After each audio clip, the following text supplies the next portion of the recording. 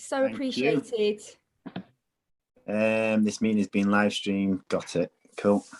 Got it. Do I need to turn my phone side on like you guys? Here we go. I'm on my laptop. Oh yeah, there we go. That's good. Is that better? Yeah. I think that's working. It said started streaming, so yeah, I think we're probably live. It doesn't, there's nothing playing. Should it play? You want to go onto your YouTube, Kate, and you'll just see. Okay. Yeah. I did a live yesterday and it was like, it just went live straight away. And I was like, oh, we're just going to like prepare to go live. And then it was just like, you know, we're live. We're probably live now. Good. Are we live? I don't know. I'm just trying to check. Okay. I've got a very strong feeling we are live.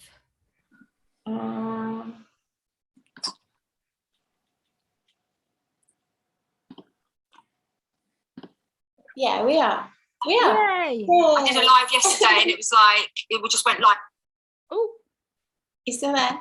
Yeah. Yeah, great. Okay. So this is my first ever YouTube live and I couldn't have two better guests to start off with. This is so exciting. And I'm doubly excited because you've never had a conversation before. So it's going to be the most epic conversation. Cool. So because this is coming off the back of my Divine Feminine series, I thought that'd be a really good place to start and talk about Divine Feminine, Divine Masculine, and Jen, especially in relation to your work with twin flames. So maybe does one of you want to start talking about what Divine Feminine means to you and how Divine Masculine relates to Divine Feminine? Go on, Jen, ladies first. Go on then. Okay, so Divine Feminine, I feel like we are upgrading what it means to really be a Divine Feminine.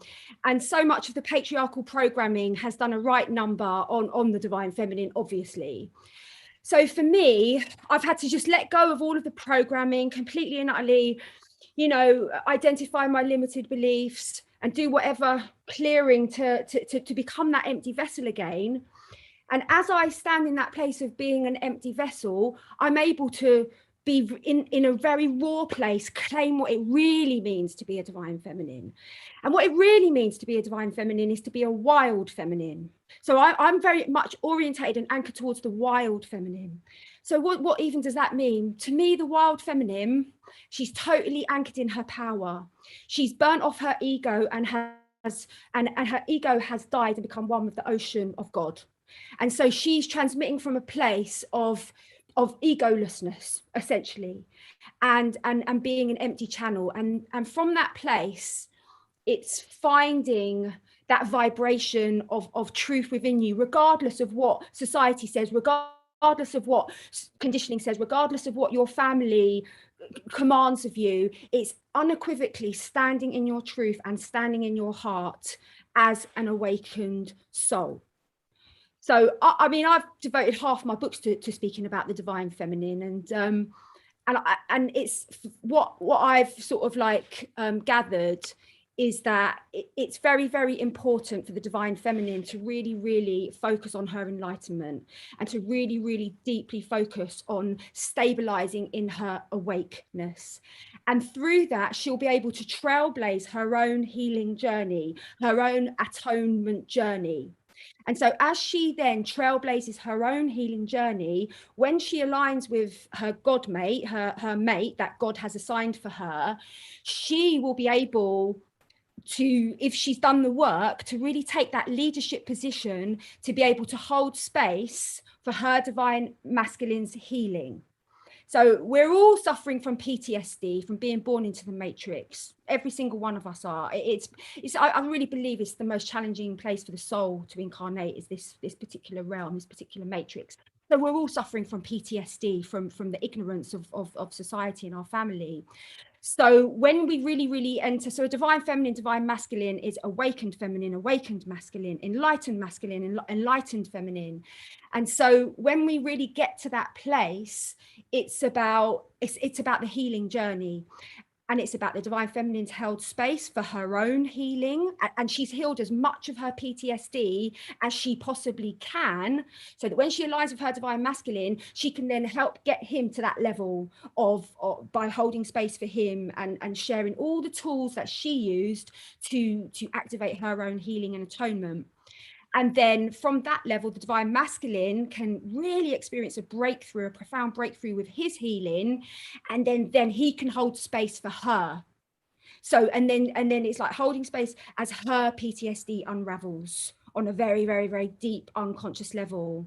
So ultimately it's a healing journey, you know, coming into awakening because of the time that we're in and the atrocities that have been inflicted upon humanity. So we're really in this healing crux at the moment. So that is essentially the journey. I mean, I've written like about 10 chapters in my book about it, but I think that's I'll leave it there for now.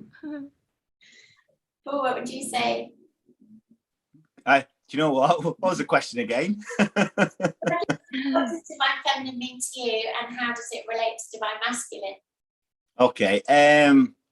Well, it has the same relationship as yin and yang, love and fear. It's balance. It's the duality of everything that exists. And such an emphasis is being put on words like divine feminine and such like at this moment in time.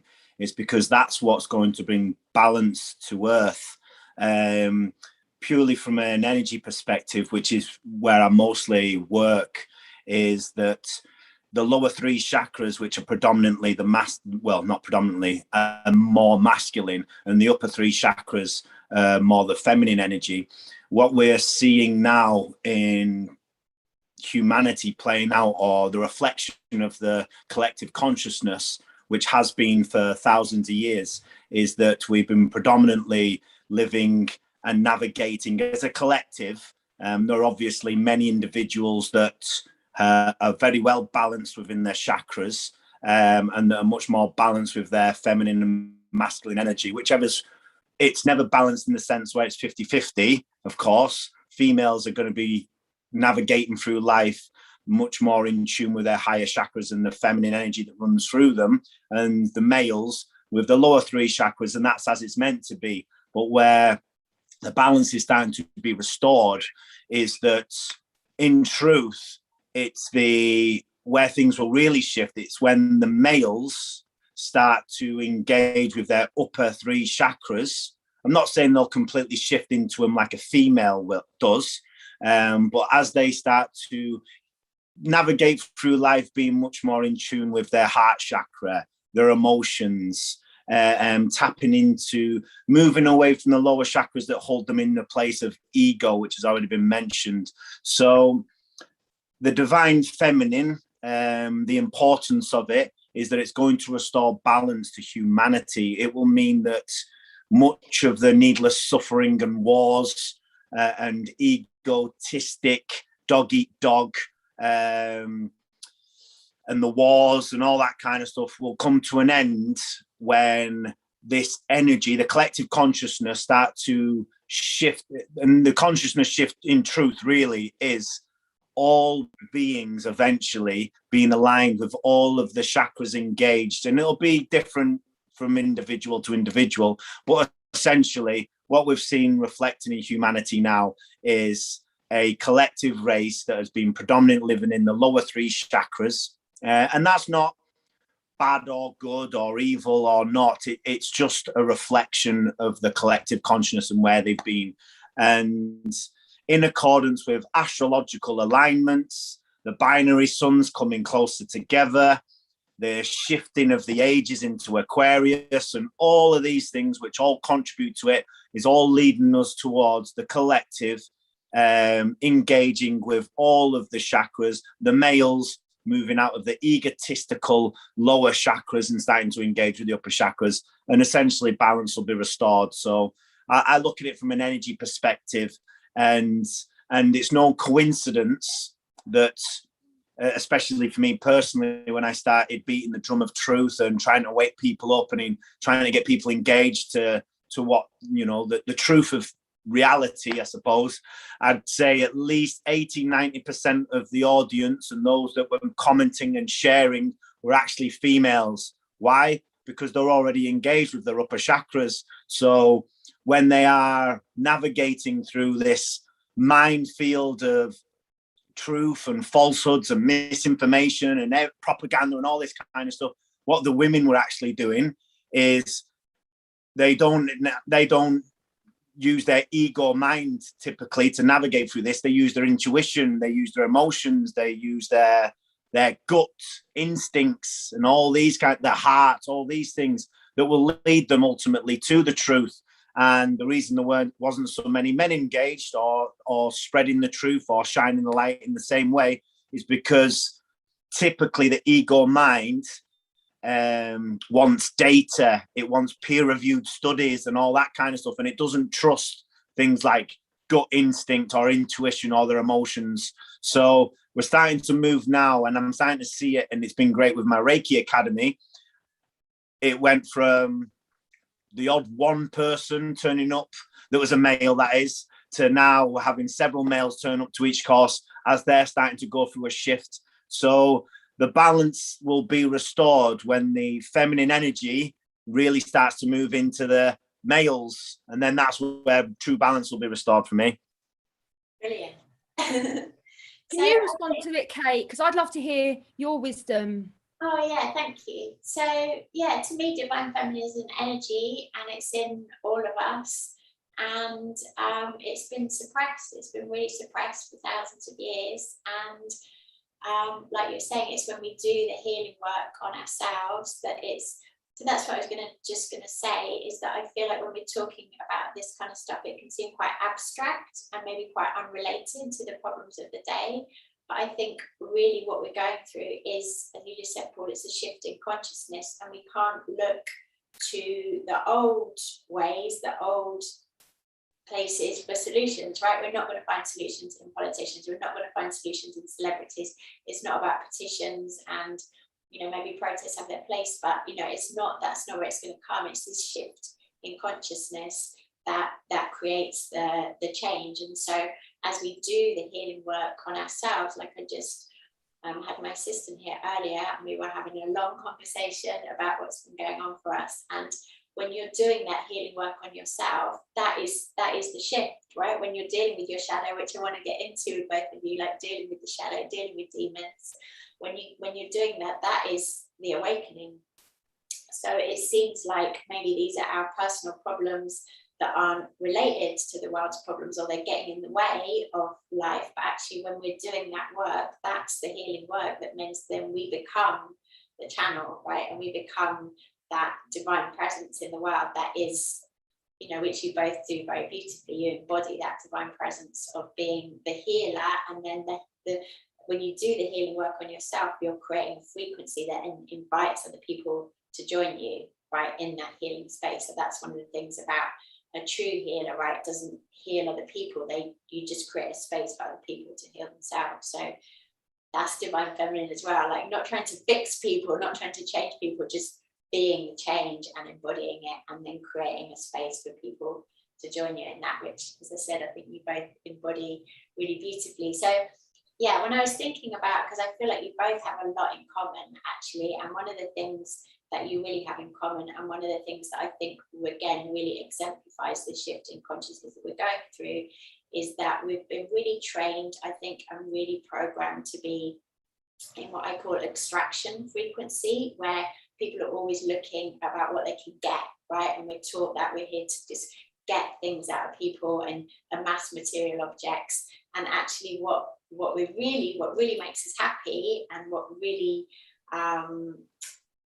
what we really want to do as humans is to give, right? And it's being of service. And both of you are really clear and really vocal about how, life is about service and about devotion to God, to a higher power. So I'd love to hear from both of you on that. Maybe Paul, you would love to start this time on what that service means to you, and that devotion to that, that faith that you have in that higher power. It's a big question, isn't it? It's a really big question. I can only speak from my own personal experience, I suppose. But what I do know is, and it was no coincidence, I've been put in situations which has been purposely set before me to try and steer me down a path of materialism and gaining money and getting caught up in that, what the world is now, where people call it the 3D world, which is essentially materialism. Is best summarized as, what can I gain? What can I gain from this person? What can I get back from this interaction? What can I gain from X, Y, and Z? And it's been very self-serving, the way that humanity's been living for a very long time. Again, it's just a reflection of where consciousness is. So it's not a judgment on anybody. It's just, again, if everyone's in a lower state of vibration, a lower state of conscious, they tend to think about themselves and what they can gain from any given situation. And as the consciousness is shifting and every single individual is being given opportunities to align themselves with putting something else before them, whether it's a friend, a stranger, God, whatever it is. So for me, it's putting something before yourself. And that, in truth, is enlightenment for me. If you are putting something before yourself, like God, and you want to serve others, when people are saying they're searching for enlightenment, just serve. That'll lead you to whatever you think enlightenment is, where it's quite difficult for people to actually say what is enlightenment. When do you get there? Who do we know that's been there? What was that defining moment that said enlightenment? Did you reach it and then that's it? I think enlightenment is just a great way to encapsulate something that is basically a higher state of vibration that can only be attained by serving others and not the self. In short. Very good. What about you, Jen? You're so devoted, aren't you, to the higher power? Do you want to tell us about that relationship? I'm very vocal about my devotion. Well, I had a very powerful, life-changing spiritual awakening when I was 21 on the top of a Himalayan mountain, chanting the mantra Om Namah Shivaya. And I was very young, very, very naive. I was kind of on a spiritual path and I knew there was a light and I was sort of going for it. And I met this woman and she said to me, you must chant the mantra Om Namah Shivaya, Om Namah Shivaya. And so I chanted it about 30,000 times that day. And we walked up to the top of this mountain, which was right near Kailash, which is the Shiva's mountain high up in the Himalayas. And we got to the top of the mountain and I was guided to sort of like leave the group and I was like, Om Namah Shivaya, Om Namah Shivaya. And then I looked up and all of a sudden this flash appeared in the sky. And in that moment, it just blasted my third eye open. And I didn't even know that I had a third eye. And it was like, all of a sudden, my third eye was just like, boom. And it was like, I had a near-death experience. And I basically stared into God's face. And I was like, God isn't the man, the dodgy geezer that they told me about in my Catholic religion. God is the energy of pure, absolute, eternal love. And so in that moment when my third eye opened and I was like faced with God, I was like getting like encyclopedias worth of downloads of truth. And it's hard to sort of put that into like linear kind of like language. But in that moment, I understood the absolute oneness of every grain of sand and every blade of grass and every molecule of oxygen and every person is like, it's like a tapestry. It's like a tightly woven tapestry. And there is not one aspect of creation that is separate from creation. All that exists is oneness. And so I was having this experience and I could sense all these ascended beings around me, like Archangel Michael, Yeshua, Mother Mary, Mary Magdalene, Gandhi, John Lennon, Bob Marley. It was like all these ascended beings like were like going, woohoo, oh my God, because it's like no mean feat for one person to like actually have like put full third eye opening. So I felt this like amazing celebration energy. And what I learned about God, what I knew about God in that moment is that my soul was created in the ocean of love of God. Love and God is the same word. God, love and truth, same word, synonymous. They're all synonymous. So what I was shown was that my soul was created in that ocean of truth, of love. And my soul, once my vessel is complete, is going to return home to that ocean of love. And it was very clear to me that my whole time whilst incarnated in this body was to hold that God consciousness frequency. And that was why I'm here. And as I was having that experience, I was shown I had access to I gained access to the Akashic records, and I suddenly was able to pull through like many different past lives. But more importantly, I found out about my gifts and my role in this life. And the first thing that my spirit team said to me was, your main work is to work with children, because children are so close to source energy that they incarnate into this world where all the adults around them have forgot the truth.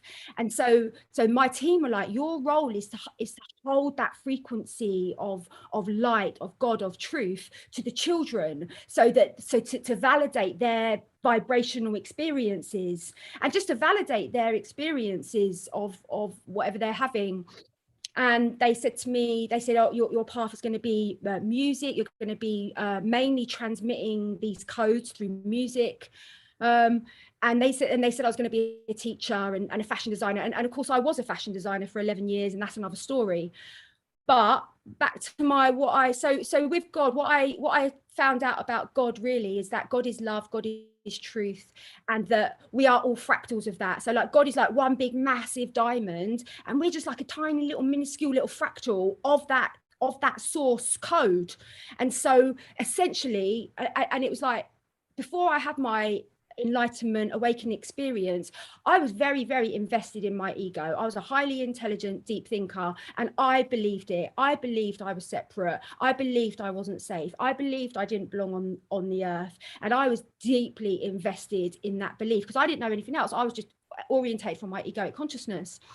And so once I had that experience, it was like this singular drop of water that represents my ego returned back to the ocean, and my consciousness became one with the ocean. And so from that place, so it's like you become an activated source being. And I mean, it's an infinite story. It's like, do you know what I mean? But I will say one thing I think is really important about my relationship with God is that I remember very clearly sitting at the feet of Mother, Father, God prior to my incarnation, and promising, having a conversation and promising that I would become empty. That's what I would do, Jen, I would become empty. And God was like, the moment you become empty, that is when I will fill you with my light. And so that's all I do. My whole spiritual practice, my whole life is orientated towards being an empty vessel. Because if you think about, all instruments are hollow, like a flute is hollow, a drum is hollow, a guitar is hollow. Why are all instruments hollow? So that they can receive the Holy Spirit. And so that's really where I'm at. I just remember, so I'm committed to all these practices that keep me in that state of emptiness. And I will say one thing about this whole kind of like enlightenment conversation. I think for me, it's that absolute realization that this moment is it, and your journey ends like right here. There's no more seeking, there's no more searching. There's the profound satiety of gratitude for the moment. And that is a profound sort of like milestone of enlightenment to reach, and it never really goes. And I call that like returning home to the 0 point. So there is like, and it's also connected to this metamorphosis from caterpillar to butterfly. Like we're all on this evolutionary process from 3D consciousness to 5D Christ consciousness. Now at some point you're going to flip. At some point that caterpillar is going to flip, and she's going to go into 5D Christ consciousness, and she's going to stabilize. And until that moment of the flip, what my team showed me is that our 5D higher self is always there. And so the choices that we make will have glimpses. So a lot of people in my community, they have like glimpses. They'll totally have 5D sort of experiences, but then they'll come out, they'll have a circumstantial thing, and it will take them off their surfboard, and they'll pop back down into their sort of caterpillar. And there's no one judging, like no one is judging anyone. It's just an evolutionary process between you and God. Do you know what I mean? but definitely there is I have experienced on my evolutionary journey from my awakening age 21, and I'm coming up to my 48th birthday, so 27 years of being in a fully awakened state of consciousness. I have definitely noticed that there is a level of stability where the flips happened, and you've zero pointed and you've totally come home to the present moment. And the hallmarks of that are: the search is over. There's just service, there is just gratitude, and there's just this profound experience of having arrived, and having an experience of like, this is what every soul is seeking. Every soul is seeking that satiety of arriving home in the moment. So that's my little bit of my experiences, Kate. Well, could you tell us, you've been having amazing third eye experiences. Do you want to share on that? Yeah, sure. I presume you're speaking about the video I posted. Yeah. Yeah. Well, that's one of many strange things that happen to me in the night, to be honest, when I'm having visitors and such like. I'll share a similar story to Jen of how my biggest shift that came to me was through a near-death experience as well. I was going through, my whole life I've gone through many, like anyone else in truth, and I'm nothing special, like anyone else, spiritual strange moments, hearing voices in your head. I've had so many divine interventions that have literally pulled me out from ceasing to exist in this physical body. So I've always known, because of these, and my friends always used to say, especially in the military as well, like, you know, you're literally the luckiest person I've ever met in my life. And I really am. I've been very blessed and looked after. And that also gave me a feeling of I'm being protected and looked after for a specific role, a higher purpose. And I always felt that. I felt that from a very young age.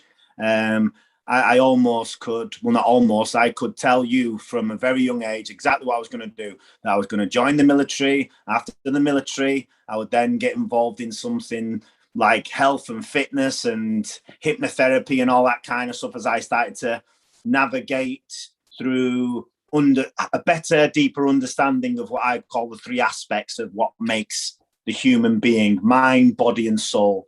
So as I was navigating through all these things, I had a profound shift at the age of 33 when I had a near-death experience.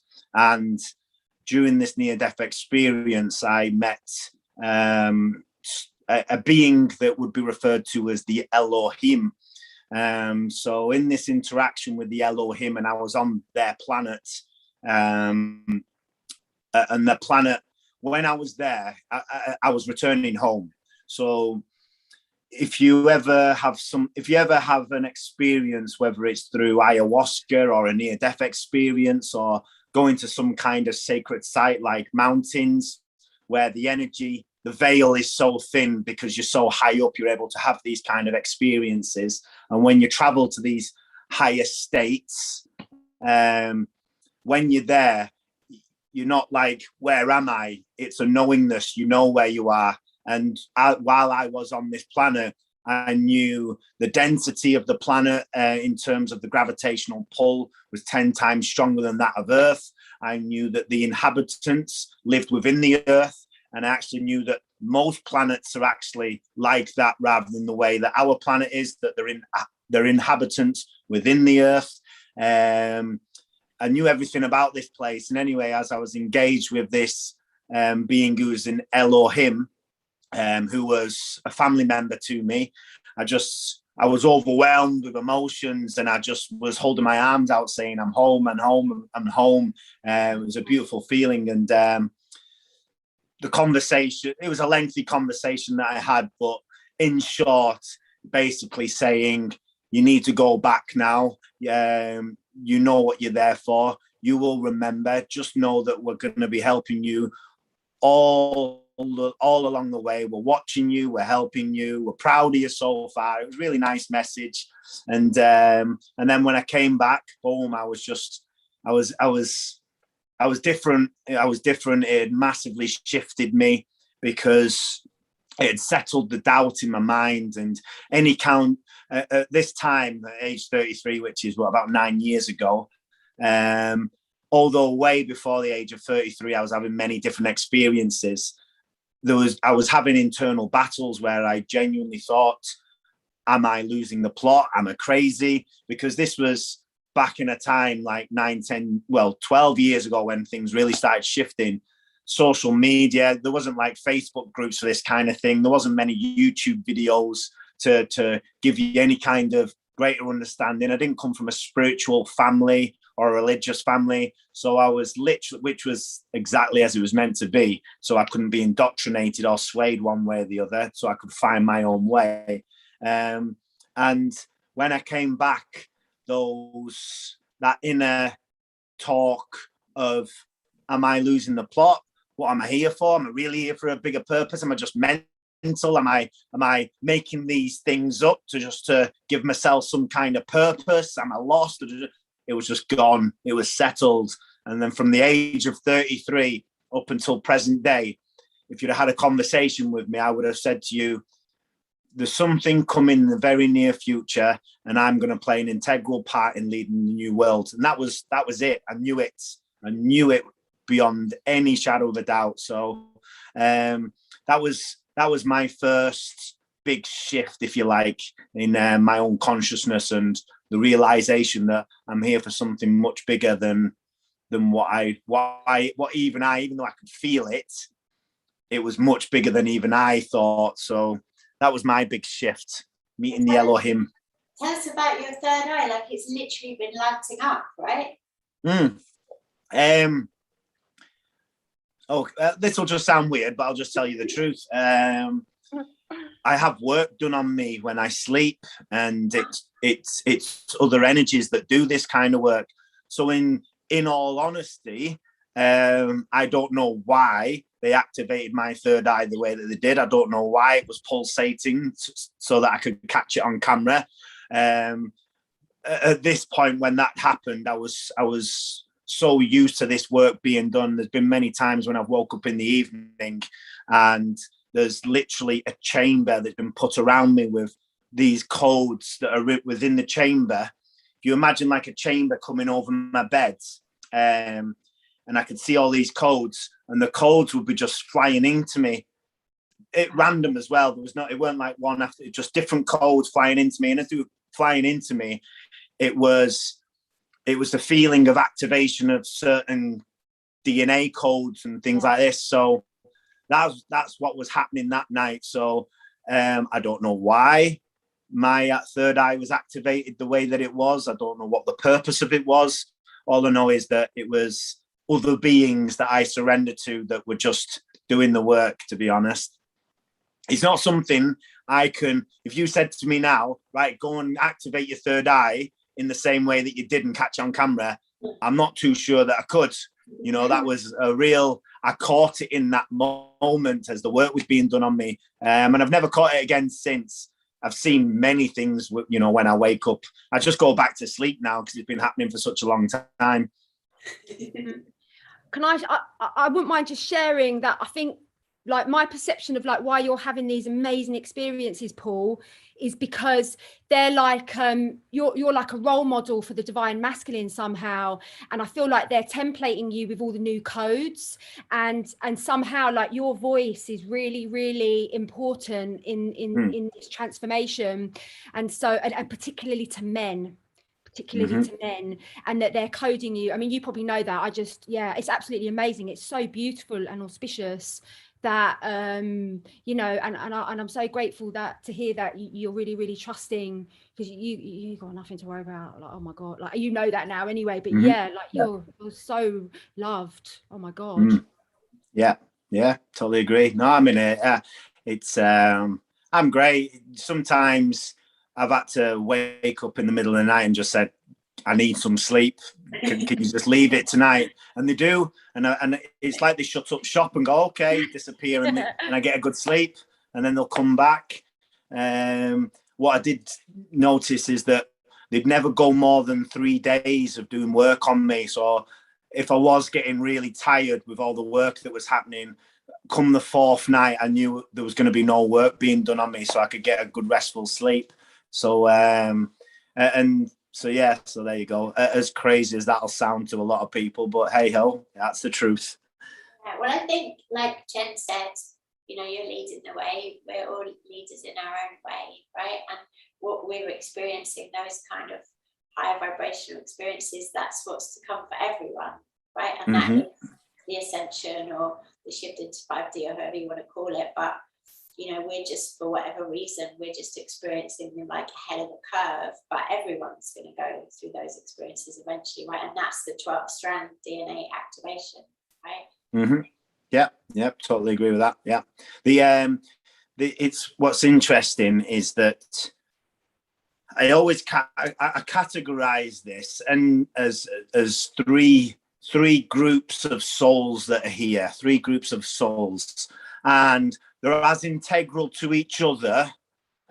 So when I say this, I'm not then going to try and, it could easily perceive that I'm saying one group of souls, which is in the largest numbers, are lesser in some way. It's not. They're all integral to each other. So these three groups of souls, let's say the number threes, and I'm not putting it in that order, like I say, as a hierarchy or one's better than another, but the largest amount of souls are the ones that have been earthbound, that have not really come from anywhere else, let's just put it that way. And these earthbound souls that have incarnated on this physical plane, they've, by design, by the opposing forces of light, by design, they have ensured that each time they've left their physical body, which then the natural progression would be to go up to a higher plane, heaven, receive certain insights that'll shift them from a soul perspective to a higher vibration. So then when they incarnate back into a physical body again, they're a slightly more evolved soul than what they were previously. So then they evolve, their soul evolves through the physical beingness on this earth. That's been tampered with, so that many of these souls are struggling to evolve. So they just keep incarnating. It's a perpetual circle where they just can't elevate themselves. So you can see this playing out in humanity now. It's typically the ones that have bought into the whole pandemic generally.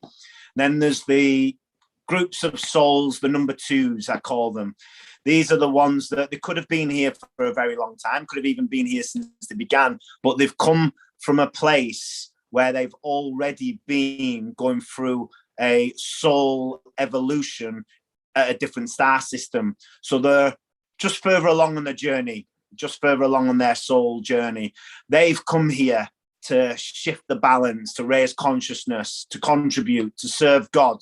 And even just them being here as an energy, even if they haven't fully woken up to who they are just yet, just being here as an energy has already raised the vibration. But now what you're starting to see is many of these souls that have come from other star systems, whether it's relatively recently or thousands of years ago, are starting to wake up to who they are, because the programs within them is in the DNA. So as consciousness starts to rise and the frequencies of consciousness and energy starts to rise, it'll start to activate those codes. So they go through it's like a remembering of who they are.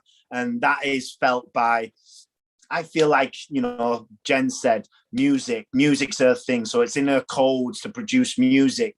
For you, Katie, it'll be bringing people together and whatever else resonates. And for me, it's to be a leader that represents the people. And so that's my journey. And every individual that's a part of the number twos and ones that are much smaller in numbers at this moment in time, but it will grow. So all the new souls that are starting to incarnate on this earth will then by default will just be at a 2 and a 1. There won't be any more threes of a lower vibration. Again, it's not a judgment thing, it's just energy. So so these number twos and ones now are literally going to not just be the healers, the teachers and the light bearers, and we're literally as a collective going to steer this planet in the direction towards a higher state of love, God. Yeah. I really want to ask you about demons, but it seems like actually a better place to segue into 144,000, because just before we started recording, Jen was saying, Jen, would you love to share your experience that you just had recently? Yeah, I was just sharing with Kate that I went through a really, really powerful enlightenment portal 2 weeks ago, and it was just before the 9/9 portal date and the transmission. And I was meditating, and all of a sudden it was like a little sliver of light, and I could see this scene, and as I focused on it, it was like the scene kind of got wider and wider. And what I was shown was that I found myself in this ceremony where, with all the galactics and all many ascended beings, and basically the golden age timeline was being anchored into the earth grid. And so they were showing me that they were tying it with golden threads into Egypt, as Egypt being the major mother portal on the earth. So a lot of the work was with Egypt, and then a lot of the work was with Glastonbury, was with Avalon, which is the heart chakra. And so as all this was happening, I was being shown that this was deeply connected to the reunification of the 144,000 twin flame pairs, divine union pairs. Because when the twin flame, the God mates, the ascension partners, whatever you want to call it, but the one that your soul has been created with from the beginning of creation, when you come together with that particular soul assigned partner, we experience the frequency of rapture, and we experience the frequency of bliss and ecstasy. And those are the precise frequency codes that are going to lift the realm out of the third dimension and stabilize her into the fifth dimensional Gaia golden age timeline. So I was being shown that there was this massive kind of like ceremony, this sort of higher dimensional ceremony was taking place with all the 144,000 twin flames. And my team was showing me that this particular portal that we were working with, the 9/9 portal, because it was all about the completion. And they were saying to me, this 9/9 is like the big one, and they were saying that it is the end of separation, like the separation cycle is complete on a higher dimensional level. We know it takes a little bit of time for it to filter down into the lower dimensions, but they were saying this is what the 9/9 is representing. It's a completion ceremony. It's the completion of separation, of how souls have chosen the experiences of separation for their evolution. So they were like, that is done, dusted. We are now moving into the unity, consciousness, the unity timeline. So it was very, very powerful. And as it was happening, I was getting very, very emotional. And they showed me that I was there as a representative of the 144,000. So I was there like the ground crew, kind of going, oh yeah, I'm here, you know, like, yeah, got a ground crew, like, you know, I'm showing up for duty. But somehow I was like representing our soul group. And I felt everyone there, and it was so mad because I could see everyone. I could see all the 144,000, and I had all my crew, because I mean, you know, I've got this like big massive Facebook group, and I've been working the starseeds for God knows how long, and they all presented as orbs. And I was like, oh, there's Deb, there's orbs Deb, there's orbs Liam, there's orbs, and it was like everyone was like orbs. It was so amazing, and we were all just there, and we were like just holding space for this profound anchoring. And my team said to me something very, very important. They said, this timeline has anchored, but you're not going to experience this timeline if you're sitting on your bum saying, oh, Jen said the golden age timeline has anchored everyone, that you're not going to experience it. They said, in order to experience the energy of the golden age timeline, we have to become an embodiment of that. We have to now truly drop all doubt, drop all questioning. We need to step up into our manifestation mastery, understanding that we are consciousness beings, and we are here to co-create whatever it is that we want. If you want to have long hair, create that, access that in the quantum field. If you want to have £1 million, access that in the quantum field. If you want the bullshit to be over, access that in the quantum field. They were like, you have to now stop collapsing. Like, you know, there can be no more collapsing into doubt. We have to rise and become very, very stabilized embodiments of these faith codes. in order to meet the energy of that golden age timeline. And they imprinted, they were so like heavily adamant on this. They were like, you're not going to experience it if you're still in that old thing of like moaning about, oh, why isn't he wrong, and blah, blah, blah, blah. You're not going to experience it. You have to level up now. We all have to individually level up to meet this energy. So because I got such a sort of like massive download from my team, I was like, all right, I get it. And I feel like I woke up the next morning and I just had like such a huge shift. It was unbelievable. And I'm sort of like, I'm definitely still in those energies. And now all my transmissions and all my lives and all my everything is like, it's like next level. It's gone next level because of this understanding of really, really moving through the world now, really, truly in embodiment. Like in an embodiment of being a master manifester. Because we're working, this is the quantum field. Everything that we wish to experience is within the quantum field. And in order for us to align with that, we need to hold steady to that vibration. Do you know what I mean? So yeah, that was my latest enlightenment portal that I've been through. So Paul, you have the 144 Reiki Academy. Tell us what 144,000 means to you. Well, interestingly, everything Jen just described then is essentially what I'm teaching everybody that attends the Reiki Academy. Very simply put, it's a state of beingness that is holding a higher vibration. So I'm not just teaching people on the Reiki Academy to be able to heal through Reiki and energy. It's heavily leaning towards their own state of beingness and making them aware of their state of beingness.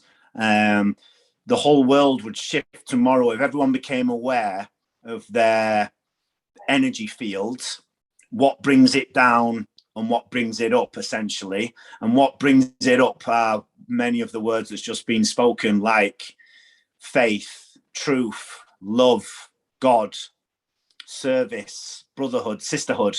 These are all high states of vibration. And if everybody was aligned with that, or at least a huge percentage of humanity was aligned with that, now the world would completely change. We'd know peace in an instant. So that's what I predominantly teach on the Reiki Academy. The other aspects to it is that I'm gathering them. And I always knew it was going to be me that gathered them. So when I started reading about the 144,000, it resonated with me. I was like, that's my job. I am going to gather 144,000. And again, Jen just touched on it. I know I spoke to you about this previously, but the true Holy Land is actually the UK. That's why the heart chakra is here. And so I'm not saying then only the 144,000 will come from these lands, but the vast majority are going to, because that's exactly where I'm gathering them. And recently we're doing missions as well. So as well as aligning them with the Academy and the 144,000, so then we can start to shift within ourselves and also the collective consciousness. So then they can go out in their families, friends, and their groups of work, peer groups, whatever it is, wherever their energy, if they can hold their energy high, which I've taught them to do, and to keep bringing it up, and we're constantly in conversations. You imagine 144,000 souls that are all aligned with this higher state of beingness. It will affect all the people around them. So it's not just going to be contained. This energy isn't just going to be contained then within the 144,000. It'll spread out into millions. And anyway, we recently did a mission. So the G7 summit was in Chorley. And no coincidence, they were on a ley line. They were on the Belarus ley line. Previous to that, they were in Cornwall on the Michael and Mary line. And then I've just found out they're also going to be meeting in Glasgow. I can't remember.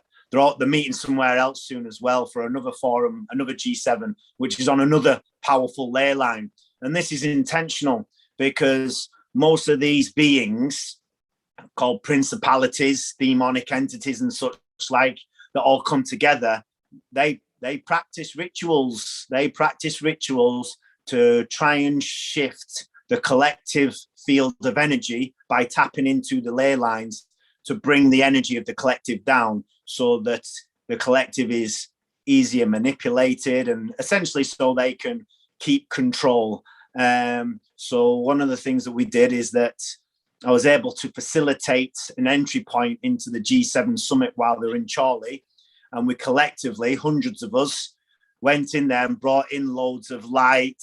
And it was great because I've got so many different group chats now. So each Reiki group has its own separate chats, which they're all conversing and sharing their stories and insights and connecting, which is great.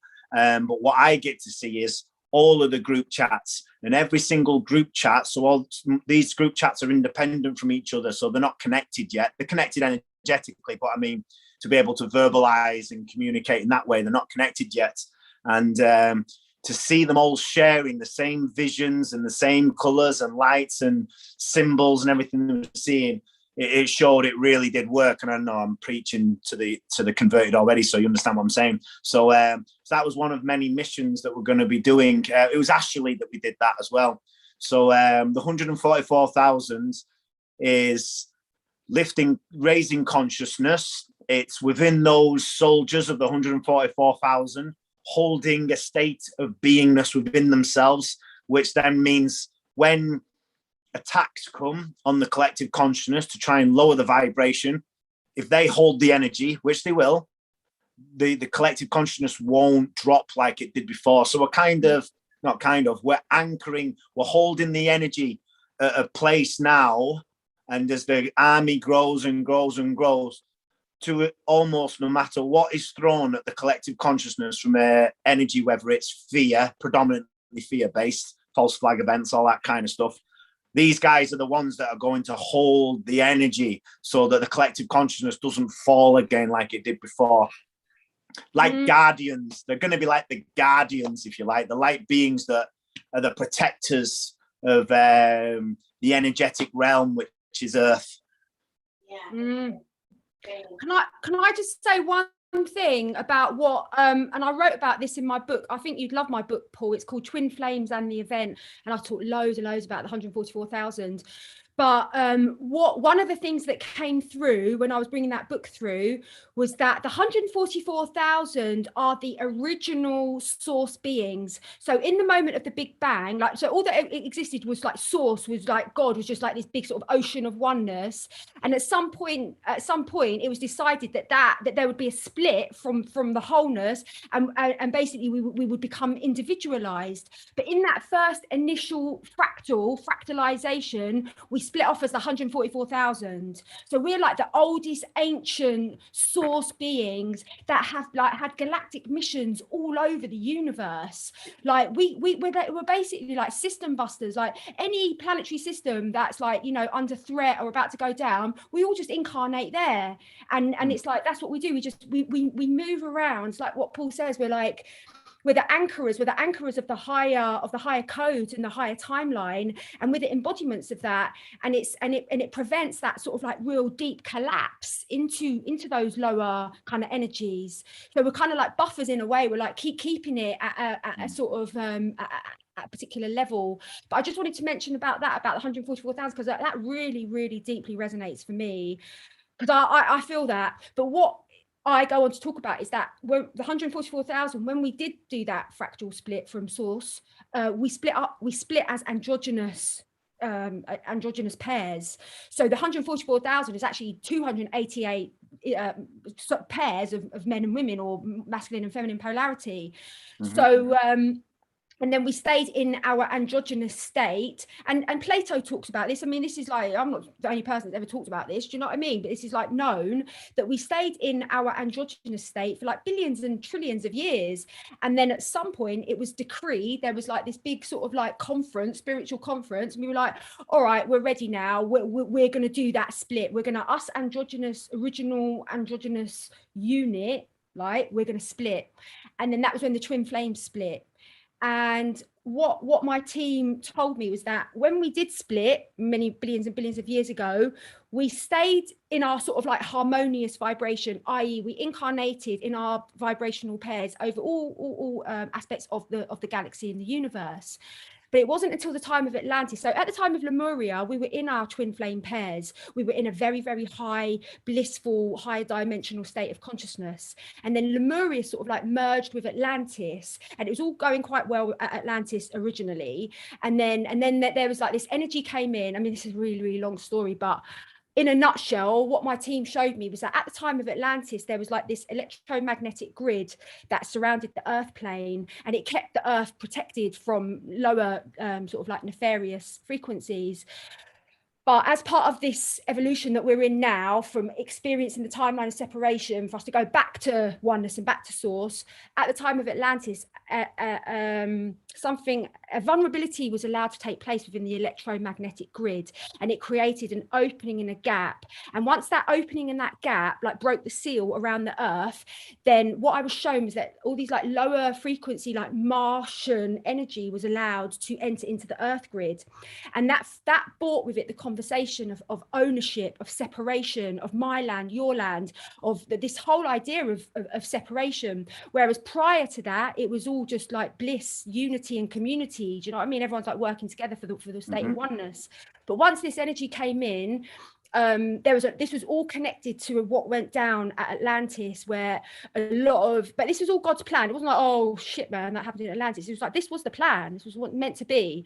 But at the time of Atlantis, there was a lot of beings that were acquiring spiritual powers that then began using their spiritual powers for their own personal gain. And when you do that, you like, that's bad. Like, that's like bad. Do you know what I mean? And so then you like really, so that caused what we now call the Fall of Atlantis. The Fall of Atlantis is that frequency drop that took place at the time of Atlantis. So also what my team told me was that the twin flames were heavily targeted at the time of Atlantis, because the twin flame pairs, in their blissful union state, they're in rapture, pretty much in rapture most of the time. And so such a high frequency to hold. And so that's not going to work for their nefarious lower frequency plan. Do you know what I mean? So a lot of the twins were targeted, and a lot of the divine masculines were specifically targeted to go and serve in these Martian wars and agendas, which they brought into the thing. And so in a lot of my work, with the twin flames, a lot of it is actually restoring and healing that trauma that took place at the time of Atlantis. Because like people come to me for sessions years ago and they'd be like, and I'll be like, oh, that's Atlantis. Like, you're still suffering from that core separation trauma that happened at the time of Atlantis. So we go back to Atlantis and we recorrect that timeline, and we completely and utterly change the script of that timeline. And then it causes this amazing like unraveling of so like lifetimes and lifetimes of trauma, because if you have that experience in Atlantis, that's then your next lifetime. If you don't resolve that, it's just you're gonna keep on experiencing it until you can resolve that. So my job is, really about sort of assisting the 144,000 to resolve that Atlantean trauma that took place. So there you go. Yeah, I agree with what you're saying in terms of it's always been the plan, because when people speak to me about the time of Atlantis, Lemuria and antiquity, to reach the heights in terms of an energy frequency or soul evolution that we're heading towards now, we wouldn't be able to achieve that higher state without the presence of darkness. So had this planet remained one that was just light and love with no opportunity for darkness to manifest, it's actually a lower state of vibration than a physical plane that has the potential for darkness to manifest. So to be able to raise the energy, love, light, truth, align yourself with God, whatever descriptor you use, to be able to do that on a plane where darkness, where the complete opposite of those energies can also exist, is how you can attain the highest state of vibration from a soul perspective in a physical form. So yes, this was exactly planned to work out the way that it's happening now, and it wasn't by mistake to allow darkness in, so that we could all have an opportunity in this life and the many lives before to align ourselves with the light. And the thing that we're moving into now that people call singularity, oneness, it's an understanding that there is no good or bad, there is no here or there is no left or right. There's just either a presence of light or not, and that's it. And when you start to reflect that from within, that there is no evil, there is no good, there is no bad, it's just a presence or lack of light. When you see things from that perspective and you align yourself with that, then the collective will reach a soul collective that's never been reached before. And Atlantis, Lemuria, and all those times before were basically stepping stones to this point that we're in, right, to this point in time that we're at right now. Yeah, I agree. I wanna talk about demons, because I think it's I think it's a big part of it, is that I kind of always knew that people had entities, and I like sometimes I can see the kind of entities that people have. But I feel like what's been happening in the last 18 months, like the demons have really come to the surface, right? Like the demons are really out there. And we talked about it when we did our Divine Feminine interview, Jen, and I know it's something that you refer to a lot as well, Paul, is like, how do we deal with the demons? So I'd really love to leave people with something like practical, is like, so you know, what we've been saying is that we are love, right? Love and light is our essence, our nature. And when we're not in that, that is when people are in victim, when they're in anger, when they're in all these kind of low vibration emotions, I see that as demons that are like feeding on that energy, right? They're feeding that pure source energy and taking us into darkness. And so when we're doing the work, we're doing the healing work, and we're releasing our shadow, we're releasing the demons, and then they have to leave the planet, right? Because we're not a host for them anymore. We're not allowing them to exist within us. We're like, no, I know myself as love, I know myself as light. I'm not going to take on those negative emotions. I'm not going to take on those low vibration emotions. And that's literally how we get the demons to leave the planet. But I would love to hear from both of you, like what your perspective is on demons, and leave people maybe some practical ways of how they can deal with their demons, and assist them in leaving our beautiful earth plane. Do you want to answer, Paul? Yeah, okay.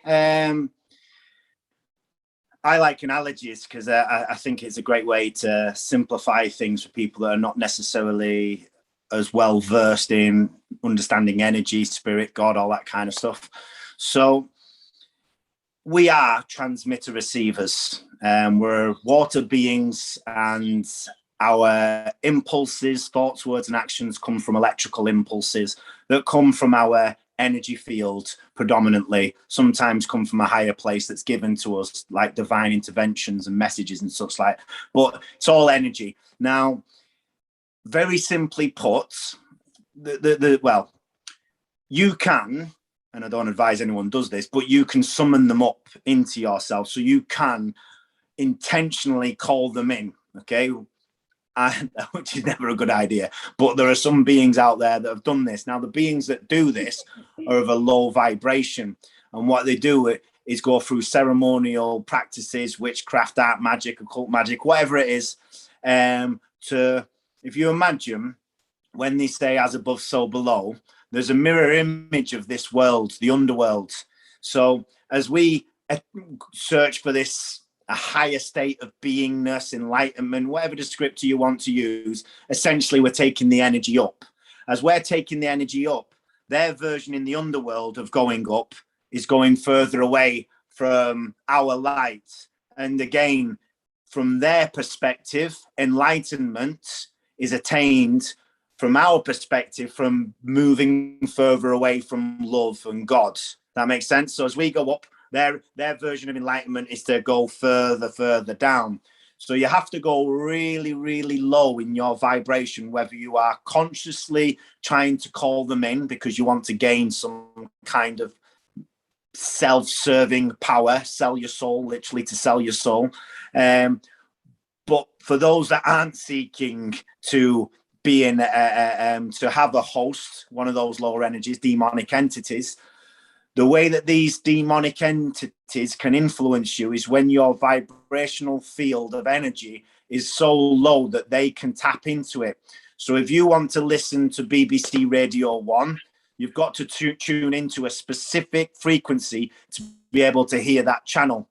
So if you want to tune into that, and I don't advise anyone tunes into that, you have to tune into a frequency that is very, very low. So the practical side of things, if anyone's ever concerned about this, all you have to do is become aware of your state of beingness. So bring an awareness to your thoughts. Where are your thoughts at this moment in time? Are your thoughts of ones of self-doubt, lack of faith, lack of trust, lack of love, lack of light, lack of passion, lack of empathy? And if you're not feeling any of these things, and you're much more in alignment with self-serving or negative thought processes, speaking ill of others, jealousy, all these kind of very low vibrational thought processes will lower your vibrational field. So then these energies, which are described as demonic, can actually start to, and where it starts, I've done many exorcisms now, and where it always starts typically is something like the dreams. So if you're in this is why a lot of people, if they've had a boozy weekend, and their energy field is rock bottom, so many of these individuals then will suffer with sleep paralysis or have nightmares, and that's where it starts. And the energy, these demonic energies, first will infiltrate your dreams. Then they'll try and lower the vibration by putting fear into you, whether that's through nightmares or, like I say, sleep paralysis. And they'll keep chipping away until your vibrational field is so low that now they're influencing your thoughts, words, and actions. So very simply put, it's everything to do with your state of beingness, which is very simply put as become very mindful of your thoughts, words, and actions. And if you align them with the highest of intentions, of a high vibration, love, peace, unity, empathy, truth, God, these demonic energies will not have any influence over you whatsoever. That's it for me. Perfect. Perfectly put. Jen, the quote I used from our interview was, when you do the work, you can eat demons for breakfast. So I do. I have them with ketchup and brown sauce. Yeah, it's like when I had my spiritual awakening when I was 21, and I went to like such a high level of consciousness that I was sort of like kind of joined the ranks of the elders, like the spiritual elders of the planet. And I just knew deeply that, like, it's like there's a threshold, and I talk about 3D, 4D, 5D. Once you actually get to 5D, and you've done whatever it is, you're untouchable because you're in that light frequency, you're holding that light frequency. And so they're like, you can still get attacks. I've had loads of attacks, like untold attacks, but they don't stick, and I don't give a shit. Do you know what I mean? People attack, I don't care. Like, whatever, you can think what you want to me. This is between me and God. I'm just here to please God. I'm not here to please you. Do you know what I mean? And so all these attacks, they come, but they don't touch the sides. But it takes a lot to get your consciousness like stabilized at that level, and it certainly wasn't a walk in the park for me to you know, and that's a whole nother kind of like subject matter. But I would say that the way to become invulnerable to any sort of like demonic attacks or whatever energies is to make your heart, get a microphone and put it at your heart and listen to your heart. Listen to the beautiful, exquisite frequencies and codes that are in your heart, and take action upon what your heart is guiding you to do. And our heart is just love. It's just total love, and it wants to serve. It deeply is orientated towards serving our brothers and sisters. And so if you really listen to your heart and take actions based upon your heart, you will become untouchable. You will become untouchable. And so we have to raise our frequency with the source fractal that we spoke about. Many call it God, many call it the universe. There's 1,000 names for it, million names for it, but it's only one energy, which is the universal energy of creation. And so our job is to come into alignment with that and stabilize at that level. And that is possible because I have had that experience. And that doesn't mean that I've spent the last 25 years deeply involved in shadow work, because the truth of the matter is, when you have a massive enlightenment experience like what I did when I was 21, the reality of that was that it's like a big massive light goes on in your consciousness, but you suddenly realize your consciousness is like this school hall, and in this school hall there's loads of clutter, and there's loads of dust, and there's loads and loads of ancestral shit that you have to clear. So enlightenment, you don't just like bypass it, you have to then, it has to come through the body. And so I've devoted my whole adult life to like totally embracing the darkness. I embrace the darkness. I embrace my triggers, because every time that happens, it's an opportunity for me to bring light to a part of me that I was like separate from, you know. And every time I do the shadow work, it exponentially increases my potency and my spiritual power. So when we're talking about stabilizing in a higher frequency level, it's not like bypassing your shadow. The only way you're going to get there is through the shadow, through your ancestral wounds, through healing all the trauma, through atoning your whatever, or all of the programs. Do you know what I mean? But eventually, if you really do apply yourself to be, because I see myself as like a AAA star spiritual student. Do you know what I mean? And if I know if there's like a job for me to do, I want to do it, and I'm just going to like be avidly like a top like student in college. Do you know what I mean? I'm like the prefect, and that's what I'm going to do, because I'm going to do the work to get to that level. And the reason why I want to get to that level is for my brothers and sisters, because I want to stand in that place, that vibrational place of mastery, of spiritual mastery, and to be an impeccable role model. I'm very deeply invested in being the most impeccable role model that I can be. And so I'm gonna do it, and it's gonna be no bullshit. I'm just gonna like do it. Do you know what I mean? Beautiful, amazing. Thank you. What about you, Kate? You're so wise. What was the question? Well, what our question? What you just asked us? I forget what I asked you. About the demons. Like, what's your advice to our listeners about how to deal with the demon situation?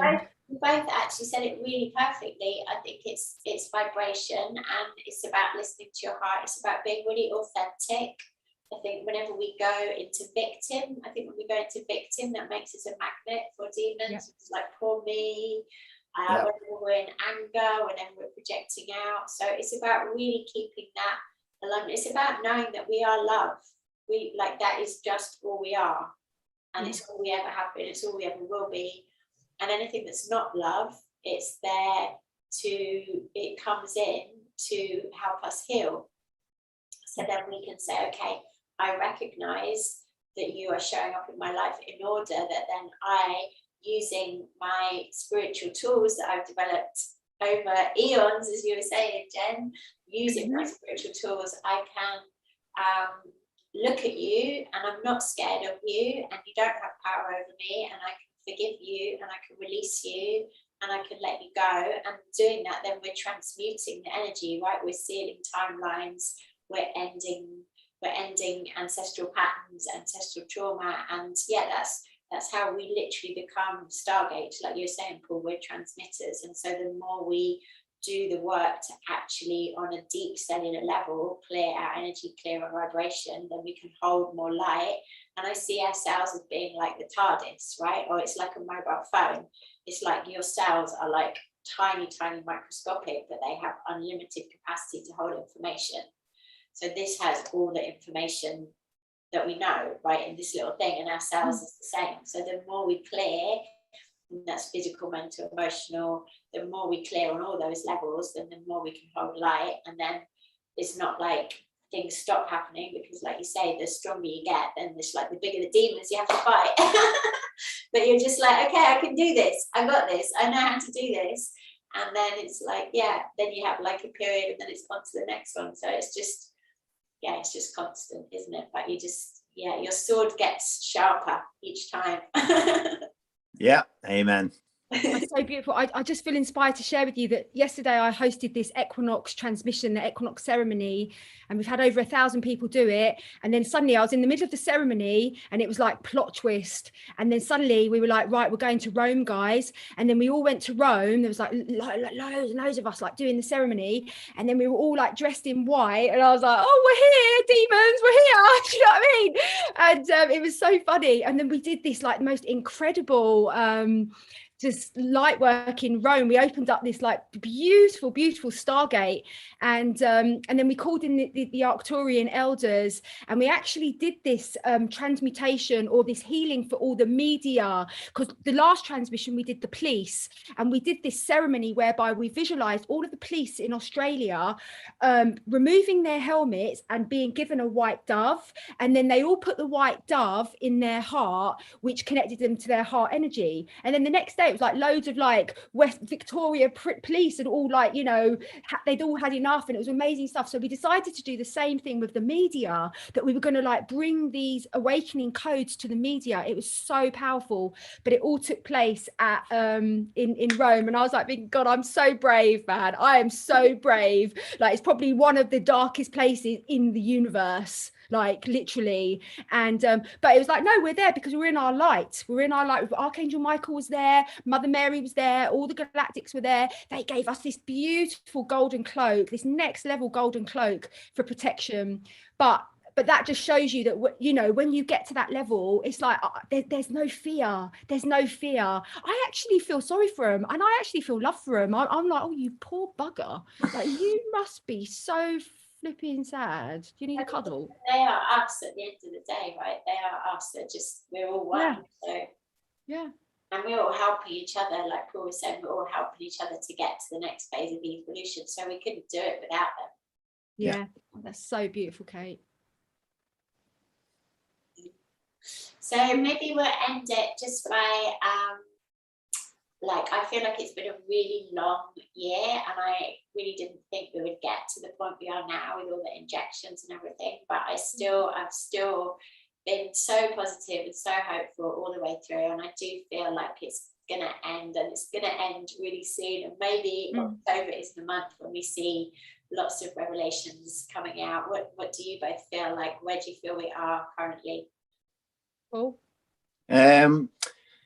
Well, I was having this conversation last night in a live when they kept saying the tables are turning. The tables have turned already. There's absolutely there's no way at all that there's any going back now. So when you spoke there about the push for on the children and all this kind of stuff, I celebrate them, and that's whilst obviously I have empathy for those that will accept taking the mark of the beast, as I call it. And I have empathy, but that's their path too. So I have to respect that that's their path, and they'll navigate through their path, and there will hopefully be people around them to help them and to bring the light in and to give them love and support and such like in the coming months, because we're going to have a dark winter. That I do know. We're going to have a dark winter. For those that have accepted the mark of the beast, they're really going to struggle this winter. And again, this is another driver for the Reiki Academy, that we're going to set up healing centres in all the counties. And literally, for all those that are really struggling, we're just going to bring the life force back into them, so that we can keep the head above water, and so that they can hopefully then start to align themselves with the truth, love, God, whatever, to save themselves, really, to save themselves. And that's going to be a process now for the next 2-3 years, I think. Over the next 2-3 years, all those that have accepted the mark of the beast, it's going to be some troubling times for them. I think in the next 2 months, we're going to see a big shift in the media as they start to report the truth, or little bits of the truth. I think the vast majority of the human race by the end of the year will be completely aware of what's been taking place, as many truth bombs will come. And between now and 2023, it's not my own insight, this, as you know, I've got a team where I've got seers and an oracle and all that kind of stuff. Got a great team. And something that's been a common theme of coming through in terms of insights is that between now and 2023, we'll see the collapse of the empire, and the truth will out and shine the light, and everyone will start to align themselves at different paces. But that'll be between now and 2023.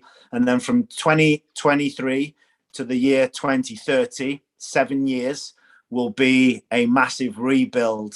And then those 7 years will be when we start to see new leaders start to emerge, and the old archaic systems in the pharmaceutical industry, the banking systems, governmental system, and the educational system, the health system, all of it is going to be completely transformed during those 7 years. So then by 2030, we'll be pretty much ready then to move forward as a collective into singularity, or the golden age, or whatever descriptor you want to use. Amazing. That's beautiful. How does that resonate with you, Jen? Yeah, that does resonate, definitely. There's so much to say. I think that, you know, all eyes are on Oz at the moment, and that's, you know, that's very important, what's going on there. And when I heard about what happened yesterday, my immediate feeling was the dumbs. That was my just intuitive feeling, was the dumbs. And then I sort of was looking into it, and I was like, I just couldn't shake off that feeling that it was the dumbs. So that feels good, because we did hear that Australia was going to be last with that. So getting goosebumps. So I think that there is these two timelines that are being played out, and I think that the globalists are, I mean, it's like it can't get any worse for them, but they're just not giving up. And they're just showing up for the battle, even though it's like game over somehow, but they're just using every single desperate measure to create the illusion of power and control. But what is so beautiful is the fact that humanity is waking up, and particularly in Australia, because I think they've had quite the good life. They've had the good climate, they've had the good income, they've had, do you know what I mean, good way of living and stuff like that, high quality way of living. It's created a huge amount of apathy in a lot of the collective. So the fact that Australia is rising now, and it's like they've been poked enough, and a lot of the men are rising and saying no, I think this is very, very important energy for the planet, and it's setting like a precedent. And there's something about Australia which is it's like almost like a linchpin. There's like this element of like it's a linchpin for their plans, and if we can pull it, it's all collapsed. It can't be built. So I'm focusing a lot of love and a lot of attention on that land, and really, you know, holding that vision, praying in the true way that we pray. We don't pray by going to God with a begging bowl saying, oh, please, God, bring healing. We pray by holding that vision, by saying, thank you, God. Thank you for resolving that. Thank you for bringing healing and bringing peace to that land. So I'm really, really holding that energy for Australia. But I think for what's happening now is like, from this recent enlightenment portal, this is the time for us to step up with our embodiment and to realize that you are the golden age, you are the golden age codes, you are God's source energy, and basically the only way that we're going to actualize that as a collective is when we step up on an individual level to that state of mastery. Do you know what I mean? So everyone has to just stop looking for a guru, stop looking for a teacher, stop looking for your twin flame, and understand that it's you. Only you can give yourself permission to drop your victim story, to free yourself of your programs, and to put your crown that Mother, Father, God gave you and shine like a MF. Do you know what I mean? That is your job, and only you have the power to empower you to do that. All I can do is stand as a role model. Oh, look, I'm wearing my crown. Oh yeah, it feels great. Oh, it's wonderful. You know what I mean? And that's all I can do, is be that role model. But I can't give you your crown. No one other than you can do it. So this is really the crux time now for the collective, and especially the 144,000, to really step up now to a much more deeper level of embodiment, of embodying the vibration of the golden age and holding that. And as we hold that as micros of the macro, then we activate that within our holographic reality for a start, but also we add to the energy that grounds it for the whole entire collective. So the whole point of life, I believe, is to come to the 0 point, to come to the present moment and realize that this is it. You think you're searching for X, Y, and Z, but you're not. You're searching for your consciousness to fully arrive home in the present moment. And so let that be your focus, your spiritual mastery, let that be your focus. Because when one soul truly arrives home, we create this field of peace, of extraordinary, galactic, otherworldly peace that just permeates profoundly into the collective. And this is how we get our world back. Round of applause. I think that's the perfect place to end it. Paul, did you want to add anything? No, that's very good, very well articulated, and a great way to end the show, I think. You want to plug? I'd love to invite you both onto my podcast. Will you both come onto my podcast? Yeah, sure. Love you. I'd love to have you as my guest. Thank you. Thank you. Do you want to plug anything, Paul? Have you got Reiki courses coming up?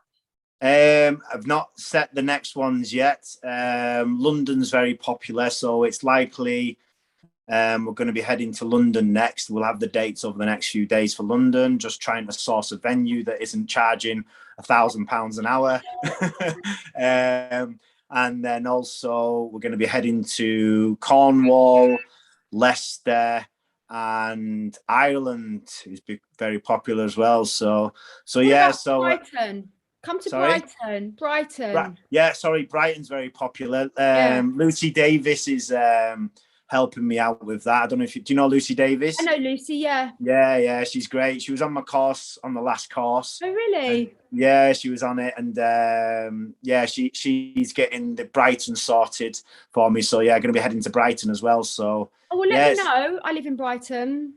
Oh, perfect. Well, I tell you what, when I speak to Lucy Davis shortly, I'll sort things out. Well, I've got a little group, Paul. It's called Awake Brighton and Hove. So it's like a little hub, so you can promote it on that group. Awesome. Yeah. I was going to say one thing. What was it? Oh, I think it's gone. You want to plug it, Jen? Have you got? Oh yeah. So the things that I've got coming up, I'm going to be hosting a free 3-day masterclass on wealth consciousness and spirituality, and so we'll put the link to if you want to sign up for that. But it's a very, very important conversation. It's really about manifestation mastery and how do we work with the quantum field to align with our heart's desires. It's going to be a very, very deep conversation about desires and about the fact that our desires are very, very holy, and our desires were placed in our hearts by our creator, and we are coded to manifest and align with all the desires in our heart. And if we're blessed to actually know and hear one of them, then we have every single thing. We are completely tooled up to be able to manifest that. So it's like really reframing this conversation around desires, around manifestation, and about it really empowering us as manifestors. That's where I'm at right now. So I've got a free 3-day masterclass, and then I've obviously going to have my 10/10 transmission, which is a big global ceremony. Well, thank you. Sounds a lot more exciting than mine, doesn't it? No, it all sounds amazing. I want to come to yours, Paul. Cool. Come to my 3-day masterclass. I wish I had more than 3 hours to myself at the moment. It's Never 1 mind hour 3 a day. days. It's 1 hour a okay. day. Ah, okay. Fair enough. You've cornered me. It's going to be very amazing. Since Cool. it all started last year, I always knew, like I was saying to people right at the beginning, we've already won, right? This is a battle that we've already won. And then it kind of perplexed me how so many people didn't know that we already won. But I think that's one of the beauties of this conversation, is that the two of us are totally on the same page with that. And I hope everyone listening has really felt the power of that, and felt the knowledge, the awareness of that, is that this is a battle that we've already won, and just to hold the faith and keep the vibration high, and it's all going to work out beautifully. So thank you both so much. It's been such an honor and privilege to have you both on my YouTube live, and thank you, Kate. I can't wait to see you. I'm going to come to London soon to see you. All right, so much love. Thank you very much. Speak soon. Yes. Bye bye. Bye, beloved.